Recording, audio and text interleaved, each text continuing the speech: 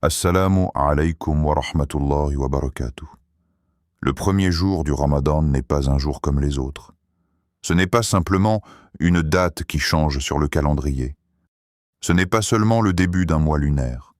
Ce n'est pas juste le retour de la faim dans la journée et des prières prolongées la nuit.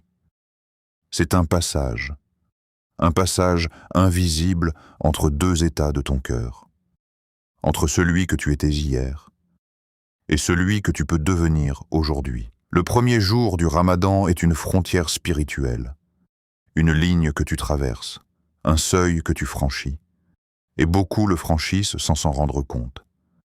Certains entrent dans Ramadan avec enthousiasme, mais sans intention claire. D'autres entrent avec des résolutions, mais sans ancrage dans le tawhid. Et d'autres encore entrent distraits, comme si ce mois était une habitude qui revient chaque année. Mais toi qui écoutes maintenant, si Allah t'a guidé jusqu'à ce rappel, ce n'est pas un hasard. Car le premier jour peut déterminer tout ton Ramadan. Il peut décider si ce mois sera un simple changement de rythme ou une transformation intérieure. Il peut décider si tu vas juste jeûner avec ton corps ou jeûner avec ton cœur. Il peut décider si ce sera un Ramadan ordinaire ou le Ramadan qui marque un avant et un après dans ta vie. C'est une porte qui s'ouvre, une porte que beaucoup attendaient, une porte que certains espéraient revoir, mais n'ont pas atteinte. Combien ont jeûné avec nous l'année dernière et ne sont plus là aujourd'hui? Ce premier jour est une miséricorde qui descend. Pas une miséricorde abstraite, pas une idée, une réalité. Allah t'a laissé vivre, il t'a laissé respirer, il t'a laissé atteindre ce mois. Ce n'est pas automatique, c'est un privilège. Et toute miséricorde appelle une réponse. La question n'est pas « Que vais-je manger au Souhour ? Combien de rakats vais-je prier ?» La vraie question est « Comment vais-je entrer dans ce mois devant Allah ? Avec quel cœur ? Car Ramadan est le mois dans lequel le Coran a été révélé. Un mois de lumière, un mois de guidée, un mois où le ciel s'ouvre et où les cœurs sincères sont transformés. Et aujourd'hui, nous n'allons pas parler d'organisation, ni de programme, ni de productivité. Aujourd'hui, sur Voix du Tawhid, nous allons nous attacher à 3 noms d'Allah. 3 noms, 3 clés, 3 lumières. Pas pour impressionner, pas pour accumuler de l'information, mais pour purifier l'intention dès le premier jour. Parce que tout commence par la manière dont tu vois ton Seigneur. Si ta relation avec Allah change, ton Ramadan change. Si ta perception d'Allah s'élève, ton adoration s'élève. Ces 3 noms ne sont pas choisis au hasard. Ils sont choisis pour ton cœur, pour ton état, pour ton besoin réel. Et je te demande quelque chose. Reste jusqu'à la fin de cette vidéo, parce qu'à la fin, je te donnerai une surprise spirituelle simple. Un acte concret que tu pourras appliquer dès aujourd'hui et qui peut transformer la qualité de tout ton mois. Ne pars pas avant. Prends ce moment comme une pause sacrée. Et si tu veux faire partie de ceux qui préfèrent une voix qui élève l'âme plutôt qu'un bruit qui distrait, abonne-toi maintenant. Pas par habitude, mais par intention. Intention de te rapprocher d'Allah. Intention d'apprendre le tawhid avec sincérité. Intention de réformer ton cœur. Écris en commentaire un mot qui représente ce que tu veux pour ce Ramadan. Un seul mot, sincérité, retour, pardon, lumière, tawhid. Écris-le. Que ce soit ton engagement public devant Allah. Et partage cette vidéo à quelqu'un que tu veux voir entrer dans Ramadan avec profondeur, pas avec distraction. Car parfois, un simple rappel peut réveiller un cœur endormi. Le premier jour du Ramadan n'est pas un jour comme les autres. C'est le jour où tu décides qui tu veux être devant Allah. Et aujourd'hui, nous allons commencer par les noms. 3 noms, 3 appels. 3 invocations qui peuvent ouvrir ton mois avec puissance et sincérité. Le premier jour donne le ton. Le Ramadan est le mois dans lequel le Coran a été révélé. Ce simple fait devrait suffire à bouleverser notre manière d'entrer dans ce mois. Nous ne parlons pas d'une saison spirituelle ordinaire, ni d'un cycle religieux répétitif qui revient chaque année comme une tradition culturelle. Nous parlons du mois que le Seigneur des mondes a choisi pour faire descendre sa parole. Le mois où la lumière a traversé les cieux pour atteindre la terre. Le mois où la guidée a été offerte à l'humanité comme une miséricorde et une preuve. Allah dit dans le Coran 285 que c'est un mois de guidée pour les gens, une clarification de la guidée et du discernement. Cela signifie que Ramadan n'est pas seulement un temps de privation physique, mais un temps de réalignement intérieur. C'est le mois où les critères se clarifient, où le faux se distingue du vrai, où l'intention se sépare de l'ostentation, où la sincérité se distingue de l'habitude. Mais la question demeure, et elle est profondément personnelle. Comment veux-tu entrer dans ce mois? Veux-tu y entrer comme tu entres dans une routine annuelle, en répétant les mêmes gestes, les mêmes prières, les mêmes promesses non tenues? Ou veux-tu y entrer avec une intention renouvelée, une conscience aiguë que ce premier jour est peut-être une chance unique, un rendez-vous qui ne se représentera pas? Le premier jour donne le ton. Il définit la trajectoire. Il imprime une direction. Dans toute entreprise humaine, le commencement porte une force particulière. Le premier pas dans une nouvelle maison, le premier jour d'un nouveau travail, la première parole dans une relation. Ces moments ont une intensité qui influence tout ce qui suit. Il en est de même pour Ramadan, mais avec une profondeur spirituelle infiniment plus grande. Le premier jour est une déclaration silencieuse, certes, mais réelle. Une déclaration que tu adresses à Allah avant de l'adresser aux autres. C'est comme si tu disais « Oh Allah, je reviens vers toi ». Ce retour n'est pas géographique, il est intérieur. Ce n'est pas un déplacement du corps, c'est un déplacement du cœur. Entrer dans Ramadan avec intention signifie reconnaître que tu as besoin de guider. Cela signifie accepter que ton cœur a pu se disperser durant les mois passés, que tes priorités ont pu se désaligner, que ton attachement à ce monde a pu s'intensifier. Le premier jour est l'occasion de dire « assez ». Assez de négligence, assez de distraction, assez d'adoration mécanique. Lorsque le Coran a été révélé, il a transformé des individus ordinaires en porteurs de lumière. Des hommes et des femmes plongés dans l'ignorance sont devenus des modèles de foi et de droiture. Pourquoi? Parce qu'ils ont accueilli la révélation avec un cœur ouvert, une intention pure, une disponibilité totale. Le premier jour du Ramadan te place face à la même question. Es-tu prêt à accueillir la guidée?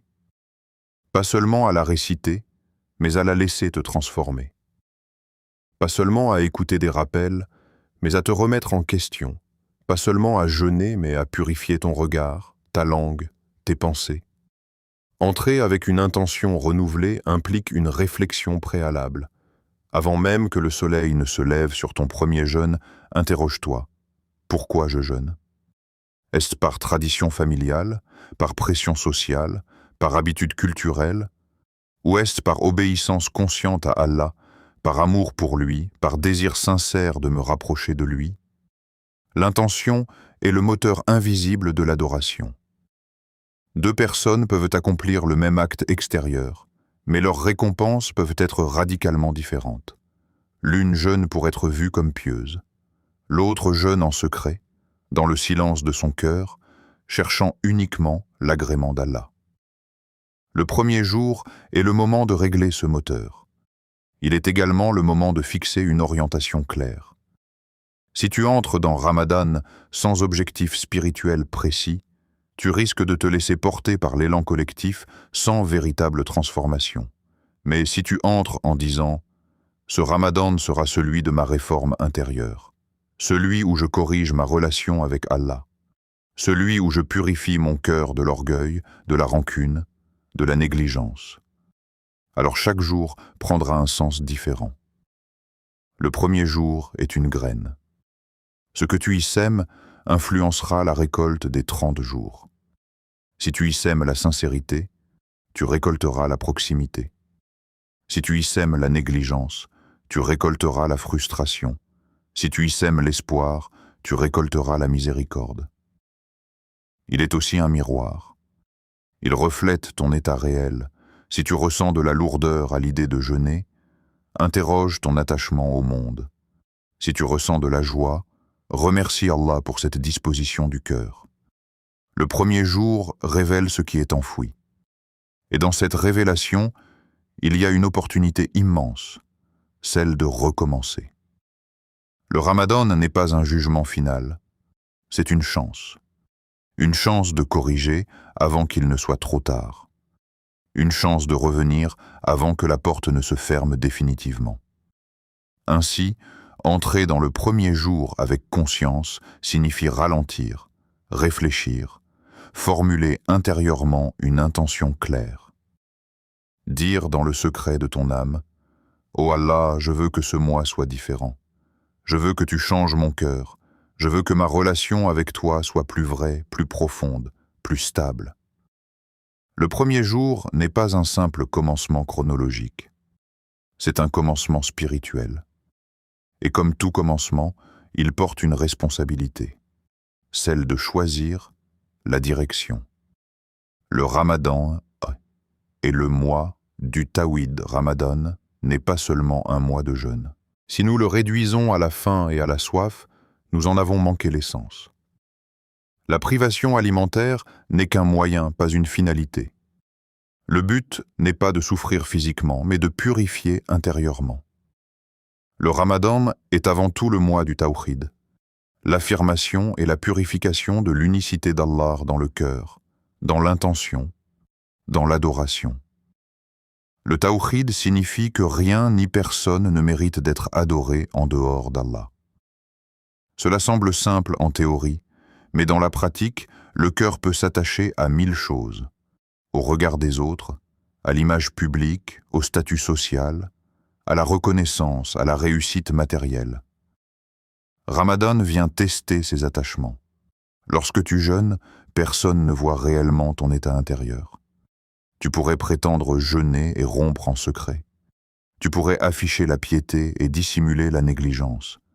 Mais Allah voit. Le jeûne est un acte entre toi et lui. C'est là que le Tawhid prend une dimension concrète. Pour qui je jeûne ? Cette question peut sembler évidente, mais elle mérite une introspection sincère. Jeûnes-tu pour qu'on dise que tu es pratiquant ? Pour te conformer à ton entourage ? Pour éviter les critiques ? Ou jeûnes-tu parce qu'Allah t'a ordonné de jeûner et que son ordre suffit ?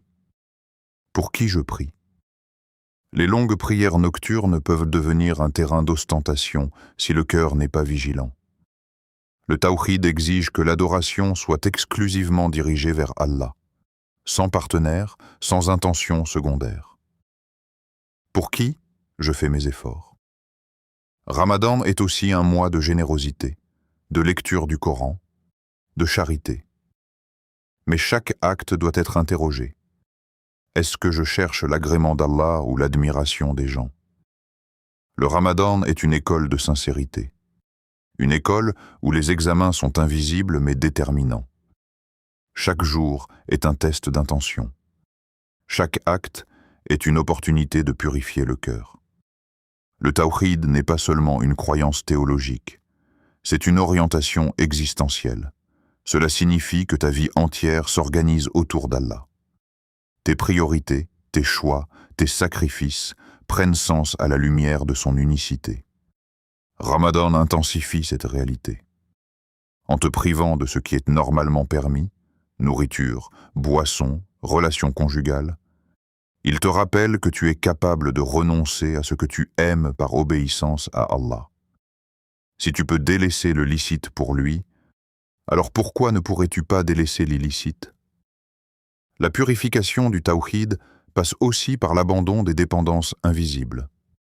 Peut-être es-tu attaché à ton téléphone, à ton image, à l'approbation sociale. Ramadan te propose un détachement progressif. Il t'invite à recentrer ton cœur. Le mois du Tawhid est celui où tu réapprends à dire « La ilaha illallah » avec conscience.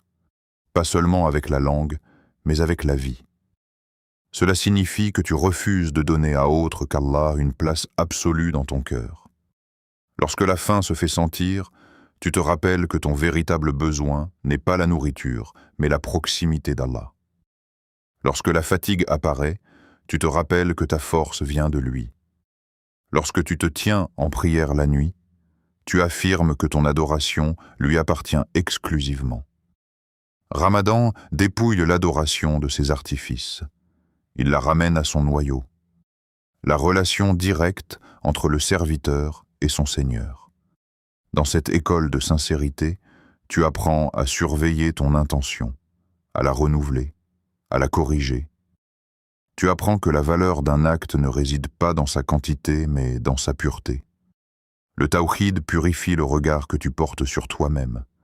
Tu n'es pas en compétition avec les autres adorateurs. Tu n'es pas dans une course à l'apparence. Tu es dans une quête intérieure. Ramadan te demande, ton cœur est-il unifié?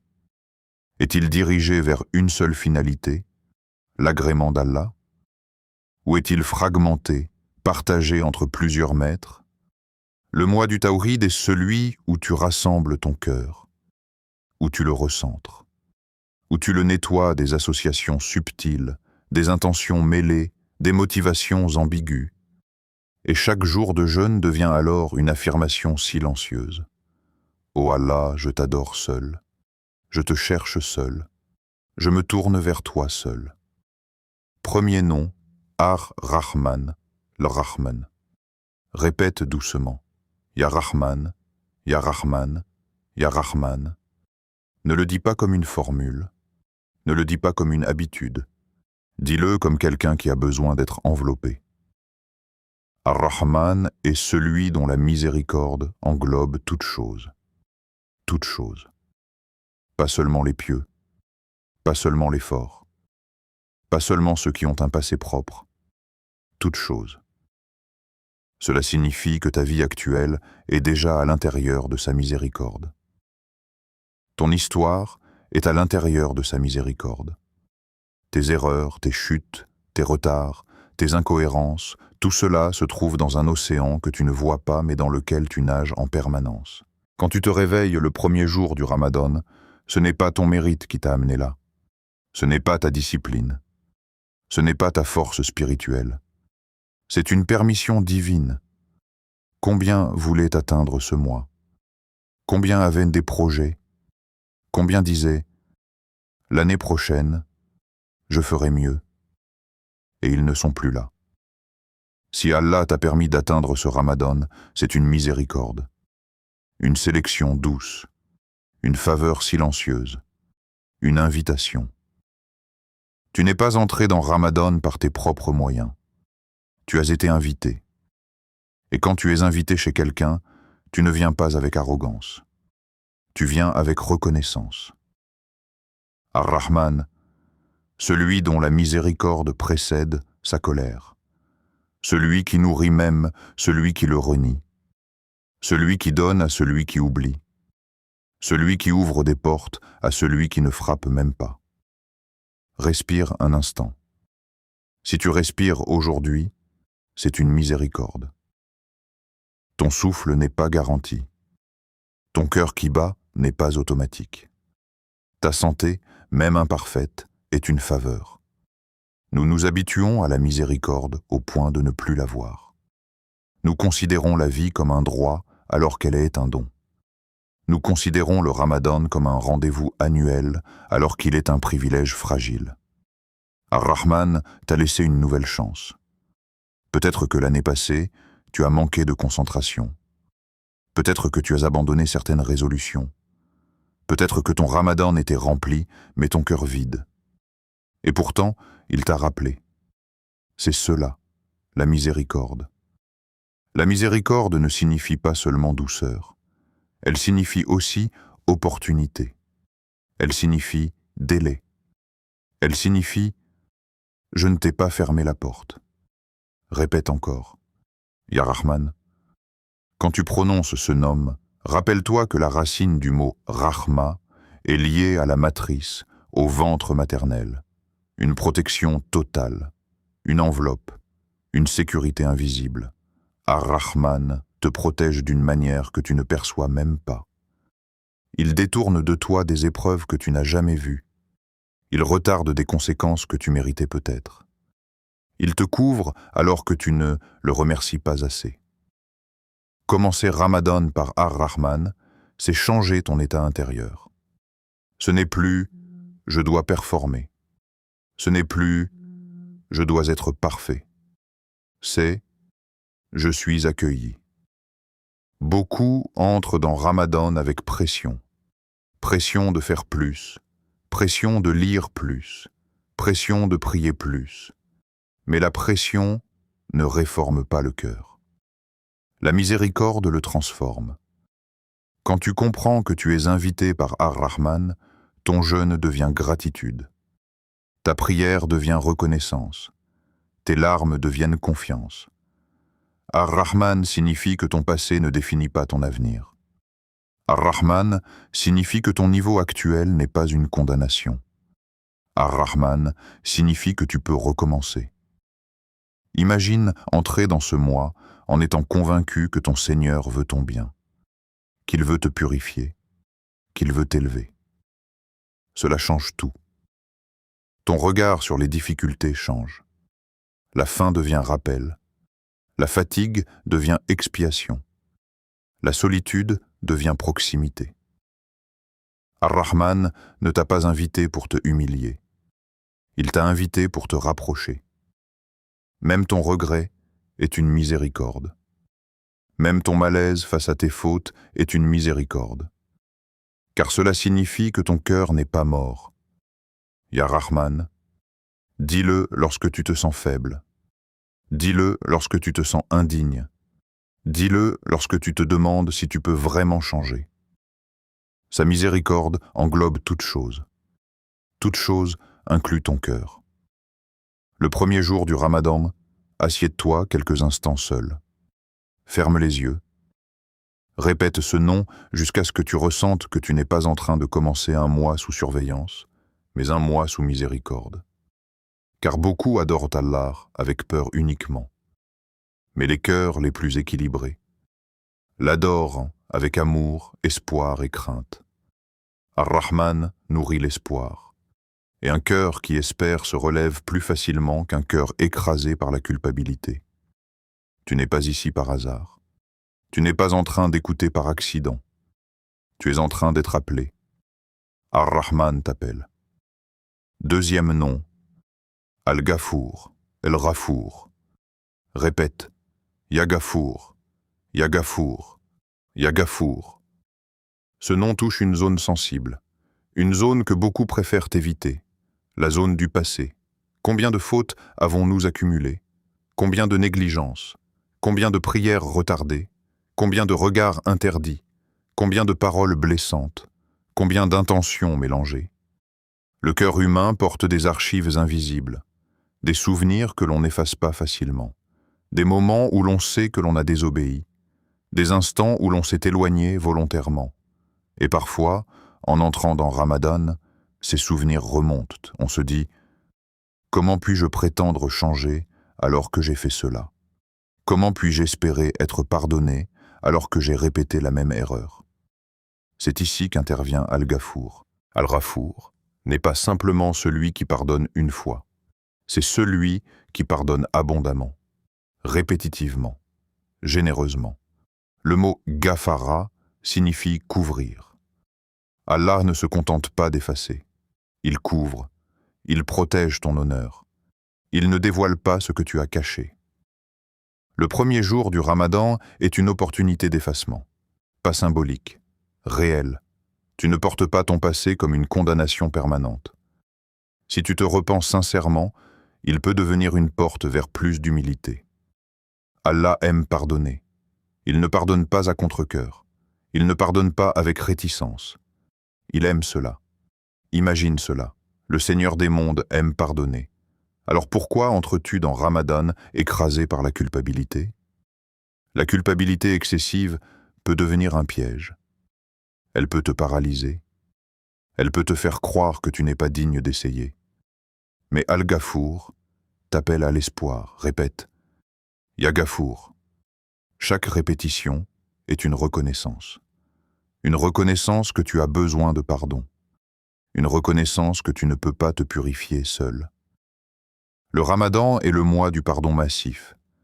Les portes du paradis sont ouvertes. Les chaînes sont resserrées sur les démons. L'atmosphère spirituelle est différente. Pourquoi? Pour que tu te relèves. Ne commence pas ton Ramadan avec la pensée « Je suis trop loin ». Commence-le avec la conviction « Mon Seigneur est plus grand que mes fautes ». Cela ne signifie pas banaliser le péché. Cela signifie ne pas désespérer. Il y a une différence entre regretter et se condamner. Le regret pousse vers Allah. La condamnation pousse vers le désespoir. Al-Ghafour te veut en mouvement. Il te veut tourner vers lui. Il te veut repentant, pas paralysé. Le premier jour, fais une chose simple mais puissante. Identifie intérieurement ce que tu veux laisser derrière toi.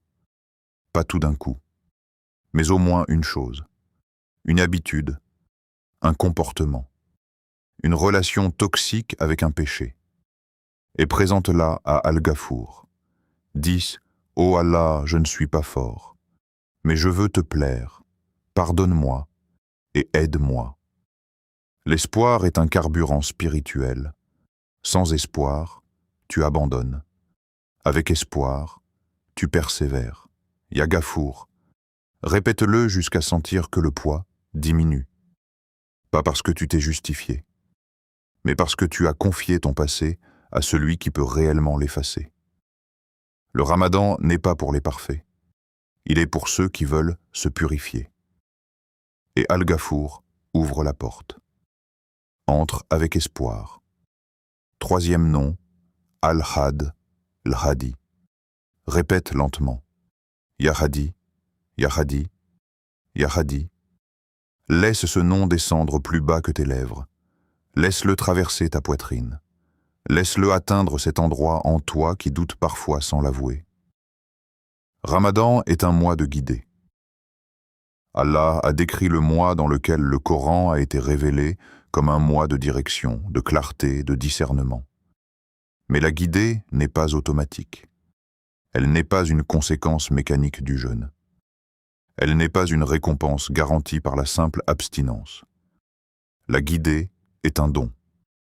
Un don qu'Allah accorde à celui qui la cherche sincèrement. Beaucoup lisent le Coran. Peu se laissent transformer par lui. Beaucoup jeûnent. Peu changent réellement. Beaucoup prient la nuit. Peu réforment leurs priorités. Pourquoi? Parce que la guidée n'est pas seulement une information. C'est une lumière qu'Allah place dans le cœur. Et cette lumière porte un nom, Al-Hadi.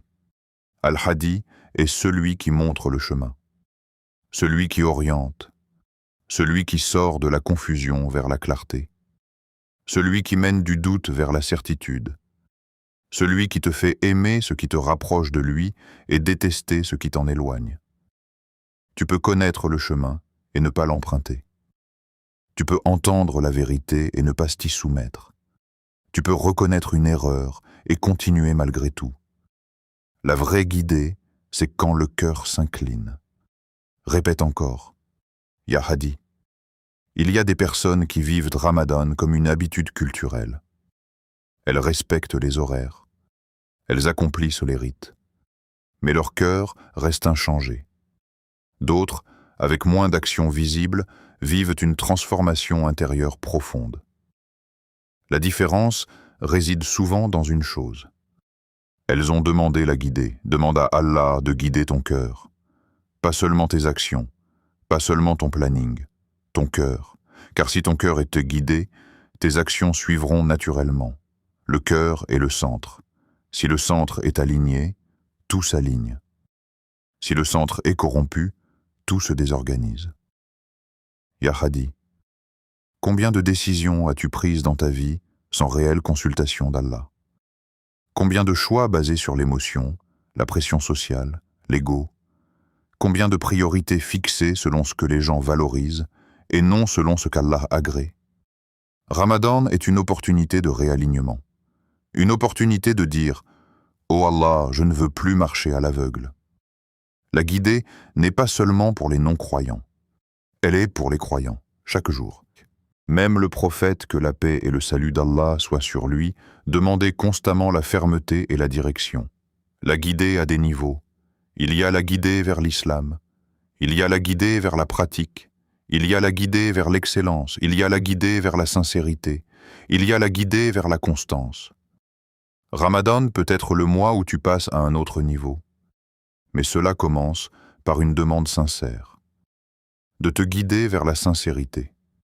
La sincérité est subtile. L'ego se cache. L'intention se mélange. Tu peux commencer une action pour Allah et finir en cherchant l'approbation des gens. Tu peux donner une aumône et espérer secrètement qu'on remarque ta générosité. Ya Hadi, guide-moi vers une intention pure. De te guider vers un jeûne accepté. Car tous les jeûnes ne sont pas égaux. Certains jeûnent de la nourriture mais pas des péchés. Certains s'abstiennent de boire mais pas de médire. Certains ressentent la faim mais ne ressentent pas la présence d'Allah. Un jeûne accepté est un jeûne qui réforme, un jeûne qui polit le cœur, un jeûne qui adoucit le caractère. La guidée te fait voir tes défauts sans te désespérer. Elle te montre tes lacunes sans te briser. Elle t'oriente sans te humilier. Ya Hadi, peut-être que tu es à un carrefour dans ta vie. Peut-être qu'il y a des choix importants. Peut-être que tu luttes avec une habitude persistante. Peut-être que tu te sens instable, spirituellement parlant. Ramadan n'est pas seulement un mois pour multiplier les actions. C'est un mois pour clarifier la direction. Imagine entrer dans ce mois avec cette invocation constante. « Oh Allah, guide-moi ». Pas seulement aujourd'hui, chaque jour, avant chaque décision, avant chaque parole, avant chaque réaction. La guidée transforme la manière dont tu vis les épreuves. Au lieu de voir une difficulté comme une punition, tu la vois comme un rappel. Au lieu de voir un retard comme une injustice, tu le vois comme une protection. Al-Hadi ne te guide pas toujours vers ce que tu veux. Il te guide vers ce dont tu as besoin. Et parfois, ce dont tu as besoin est une leçon. Répète ce nombre jusqu'à ce que tu réalises que ta plus grande richesse n'est pas la santé, ni la stabilité matérielle, ni la reconnaissance, mais la guidée. Car sans guidée, tout le reste peut devenir une cause d'égarement. Avec la guidée, même peu suffit. Comment les répéter ce premier jour? Après le Fajr.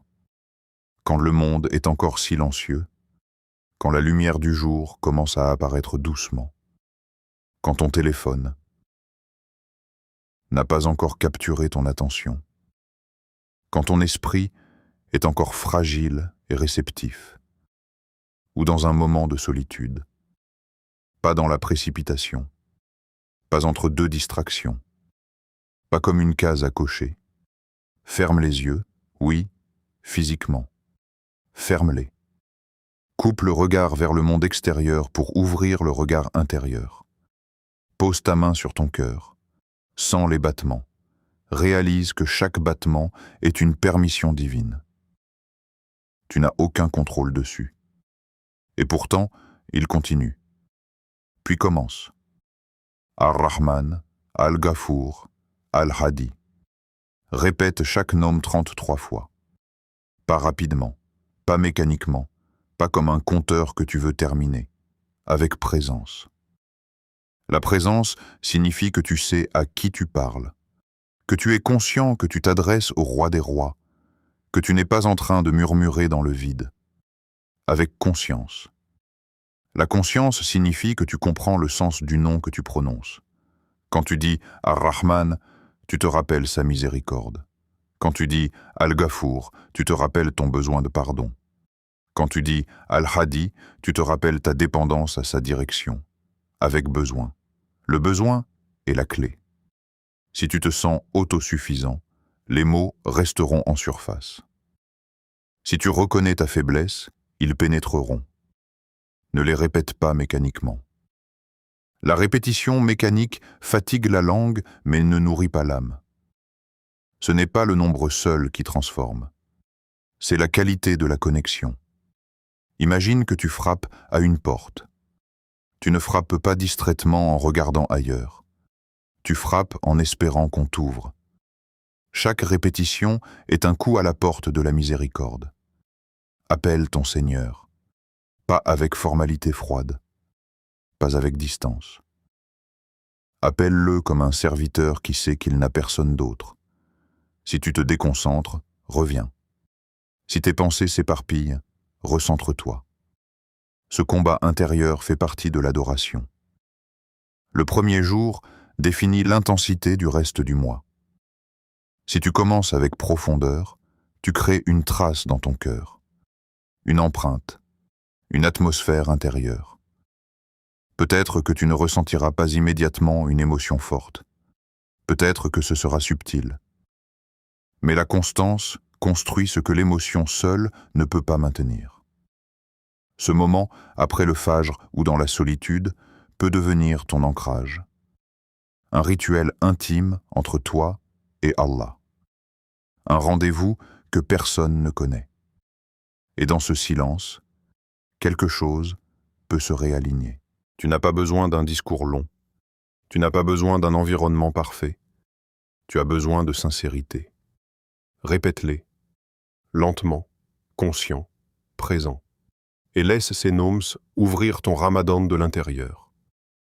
Et, si ce ramadan était le dernier, nous avons vu des ramadans. Nous avons entendu l'adhan du premier jour. Nous avons rompu le jeûne en famille. Nous avons prié les nuits illuminées. Nous avons promis de changer. Et puis, l'année a passé. Mais certains que nous connaissions ne sont plus là. Certains qui jeûnaient à nos côtés. Certains qui disaient « Au prochain ramadan, je ferai plus ». Certains qui avaient encore des projets spirituels inachevés. La réalité est silencieuse, mais implacable. Aucun de nous n'a la garantie d'un prochain ramadan. Ce premier jour pourrait être ton dernier ramadan. Pas pour te faire peur, pas pour t'angoisser, mais pour te réveiller. Car lorsque tu sais que quelque chose peut être la dernière fois, tu le vis différemment. Si tu savais que c'était ta dernière prière de Fajr, tu ne la ferais pas distraitement. Si tu savais que c'était ta dernière prosternation, tu la prolongerais. Si tu savais que c'était ta dernière nuit de Ramadan, tu ne la gaspillerais pas. Alors pourquoi traiter ce mois comme s'il était garanti? La mort n'attend pas la fin du Ramadan. Elle n'attend pas que tu aies terminé tes objectifs. Elle n'attend pas que tu sois prêt. Et c'est justement pour cela que Ramadan est une miséricorde immense. Il te donne une chance avant que tout ne s'arrête. Imagine que ce soit ton dernier Ramadan. Comment entrerais-tu dans ce mois? Avec indifférence, avec distraction, avec ton téléphone comme compagnon principal, ou avec un cœur tremblant mais plein d'espoir? Entrer comme quelqu'un qui veut être pardonné, pas comme quelqu'un qui veut impressionner, pas comme quelqu'un qui veut accumuler des statistiques religieuses, mais comme quelqu'un qui sait qu'il porte un passé et qu'il a besoin d'être lavé. Entrer comme quelqu'un qui veut changer, pas superficiellement, pas temporairement, mais réellement. Changer une habitude, changer une priorité, changer une relation toxique avec un péché, changer la manière dont tu parles aux gens, changer la manière dont tu regardes le monde. Si c'était ton dernier Ramadan, tu ne négocierais pas avec tes mauvaises habitudes. Tu ne dirais pas « plus tard ». Tu ne remettrais pas à demain. Entrer comme quelqu'un qui veut revenir sincèrement à Allah. Revenir signifie que tu reconnais que tu t'es éloigné, même légèrement, même subtilement. Revenir signifie que tu arrêtes de justifier tes écarts. Revenir signifie que tu cesses de comparer tes péchés à ceux des autres pour te rassurer. Revenir signifie que tu te tiens devant Allah sans masque. Ce mois peut être ton dernier, Mais il peut aussi être le plus beau, car parfois, c'est la conscience de la finitude qui donne de la profondeur à l'adoration. Ne laisse pas les premiers jours passer dans l'excitation superficielle. Ne laisse pas les nuits se remplir uniquement de fatigue physique sans transformation intérieure. Pose-toi cette question chaque jour. Si je meurs après ce ramadan, serai-je satisfait de la manière dont je l'ai vécu? Cette question ne doit pas créer la panique. Elle doit créer la concentration. Vivre Ramadan comme si c'était le dernier ne signifie pas tomber dans la tristesse permanente. Cela signifie intensifier la présence, intensifier la sincérité, intensifier la lucidité. Cela signifie pardonner aux gens plus vite. Cela signifie demander pardon plus vite. Cela signifie saisir les opportunités d'adoration au lieu de les repousser. Car peut-être qu'il n'y aura pas d'autre occasion. Ce premier jour pourrait être le début d'un nouveau toi, ou il pourrait être une répétition des anciens schémas. La différence dépend de la conscience avec laquelle tu entres. Ô Allah, nous venons à toi faible, nous venons à toi chargé, nous venons à toi plein d'espoir. Ya Rahman, couvre-nous de ta miséricorde durant ce mois béni. Couvre nos cœurs de douceur, couvre nos fautes de ton voile, couvre nos insuffisances par ta générosité. Ne nous laisse pas vivre ce Ramadan superficiellement. Ne nous laisse pas en sortir identiques à ce que nous étions avant.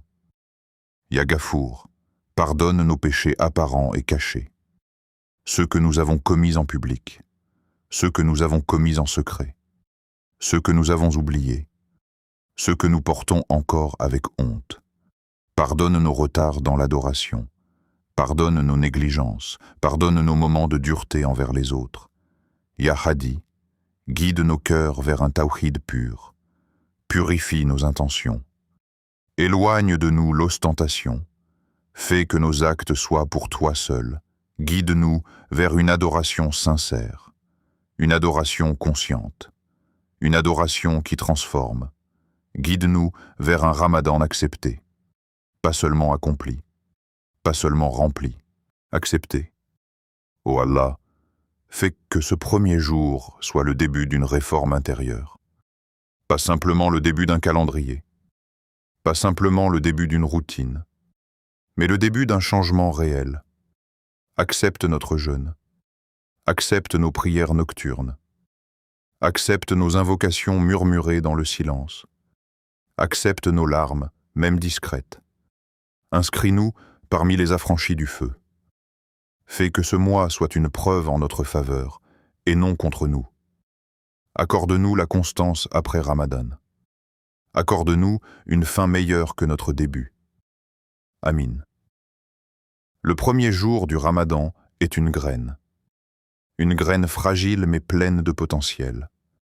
Si tu la plantes avec tawhid, elle poussera avec droiture. Si tu la plantes avec sincérité, elle grandira avec stabilité. Si tu la plantes avec invocation, elle sera arrosée par la miséricorde. Mais une graine négligée ne donne rien. Ne laisse pas ce jour passer comme un jour ordinaire. Ne le traite pas comme une simple transition entre 2 mois. Ne le dilue pas dans la distraction. Ce jour est une opportunité concentrée. Une invitation personnelle, un appel silencieux. Ce que tu fais aujourd'hui influencera les nuits à venir. Ce que tu décides maintenant définira ton état intérieur pendant 30 jours. Choisis la profondeur. Choisis la sincérité. Choisis la conscience. Et laisse ce premier jour devenir le point de départ d'un Ramadan différent. Si ce rappel a touché ton cœur, si tu ressens que quelque chose en toi s'est réveillé, alors ne garde pas ce moment pour toi seul. Écris en commentaire « Ya Rahman, Ya Gafour, Ya Hadi ». Écris-le avec intention. Écris-le comme un engagement. Écris-le comme une invocation publique. Abonne-toi à Voix du Tawhid si tu veux des rappels qui élèvent ton âme plutôt qu'un bruit qui distrait ton cœur. Fais partie de ceux qui cherchent la profondeur dans un monde de superficialité. Partage cette vidéo à quelqu'un que tu veux voir commencer son Ramadan avec lumière. Peut-être qu'Allah fera de toi la cause d'un réveil dans le cœur de quelqu'un.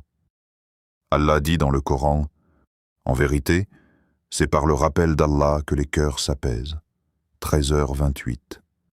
Que ce Ramadan soit celui du retour sincère vers Allah. Que ce Ramadan soit celui où ton cœur trouve enfin sa stabilité. Que ce Ramadan soit celui où tu te rapproches réellement de ton Seigneur.